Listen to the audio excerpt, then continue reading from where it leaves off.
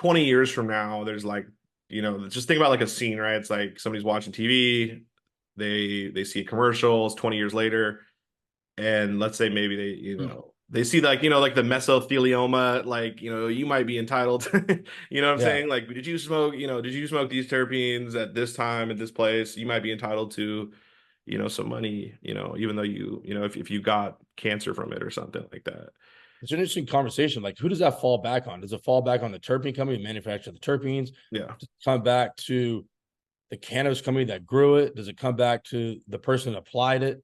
It's interesting how that will play out if in fact it If it does. does. Yeah, if it does. And who knows? I think there's, like I said, I think I think we definitely need to get more to the bottom of this, get more research involved. But the thing is, bro, this is, it's interesting too. And I guess let's dive into this. My research, I mean, the sprayed weed, terpenes or whatever, like this has been around since the 90s.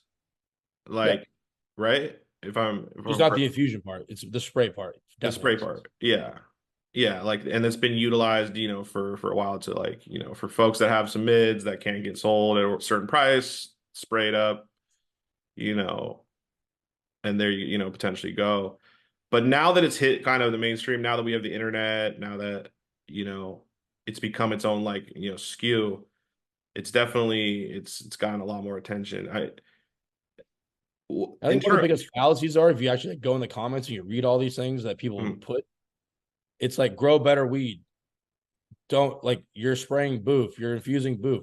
That's the biggest fallacy like in this whole industry. It's like you're paying $200 to $300 a pound to infuse something that you then in turn are these guys are selling between 4 and 6 thousand a pound. yeah, yeah. The I've been thing told that that we're there's like getting, fireweed getting now it's infused. fire. It's Yeah. like the best of the best. These guys are getting stuff to me that's 16 to 2200 a pound, and you know, that's what makes sense to go in their bag. Like these guys aren't spraying hemp or these guys aren't spraying mids. Like that's like half the running joke on my thing. It's like I do my mids report and I post all this fire every day and like people go crazy.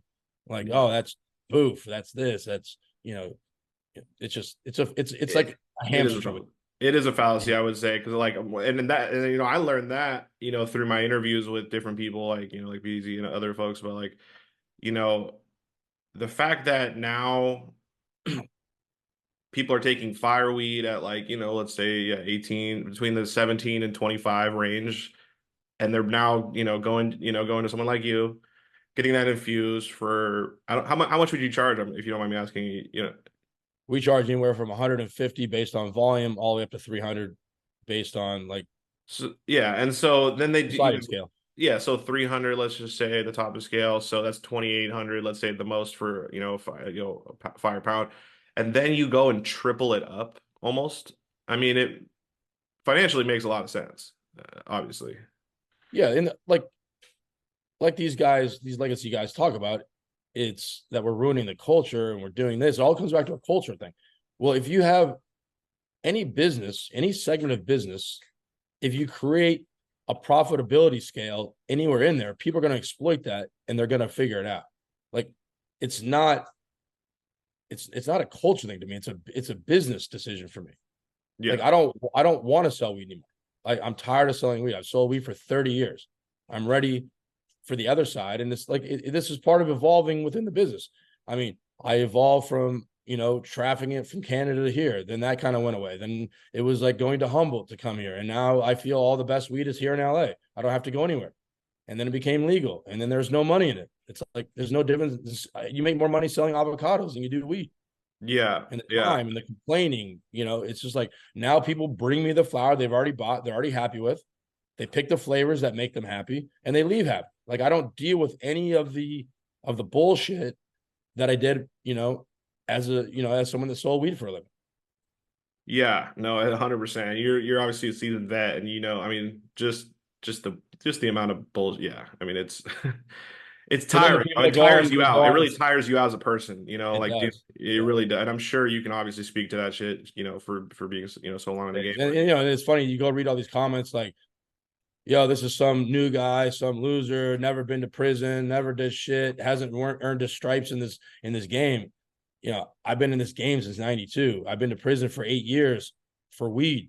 Like I've I feel like I've definitely, earned my stripes to evolve in this business, as as someone that's, looking to make a living outside of actually selling flower. Like I've paid my dues, and it's hard for people to believe that someone that's been in the business would actually go to this side. But it's like, you know, look at Jeter. These guys have been dipping joints in terpenes for what, 3-4 years now, Yeah. and they're massive. Like if you look at the biggest brands, right? Let's look at the biggest brands on the legal side. Like I would say Jeter has the biggest recognition right now, and and their biggest products are flavored terp pre-roll joints, right? Yep. And then what's the biggest black market brand right now? Um, Sprinkles. Sprinkles. And what do Yep. they and what do they do? They're infused So if you take the legal side and you take the or sprayed or whatever you want. Yeah. yeah, if you take the legal side and you take the traditional side, they had the two biggest brands had the same thing in common. They're both flavoring their flour. So I think Yeah. that's important to recognize, is people are always saying it's just a street thing or it's a hood thing. It's not. Jeter has perfected it on the legal side, and Sprinkles perfected it on the black market side. And it's an interesting concept. You think about the two biggest brands, or at least with recognition and name recognition, are both using infused terpene sprayed flour, infused flour. Yeah. Yeah. No, it's definitely, and real quick too, I think when we talk about culture, like the infrastructure of culture, like the foundations of culture is literally, because this is the world we live in, right? Is all built on making money originally, right? Yes. Let's keep it real. This is the thing I always hate when people are like, "Oh, I don't do it for them." It's like, bro, we all gotta eat, bro. We all gotta eat, man. Like this is how the world's set up. Yeah. So, and then I think things evolve from that, and like, but it's all centered around making money, and and I think that highlights your story really is, you're evolving, right? I mean, it is to a certain degree adapt or die, and and I think And that's once things become legal, right? You yeah, you take the profitability out of what you're normally used to, with anything, whether it's the yeah, prohibition of liquor, it's cannabis, yeah, And so once you take the profitability out of what you have to create new segments, for growth. I mean, take any business. You take the NFL, right? They were on the radio, originally. There was radio deals, then it became TV deals. Now the TV deals, Fox, CBS, NBC are losing all these deals to streamers, to Amazon and Apple. Like, if you don't evolve, you die.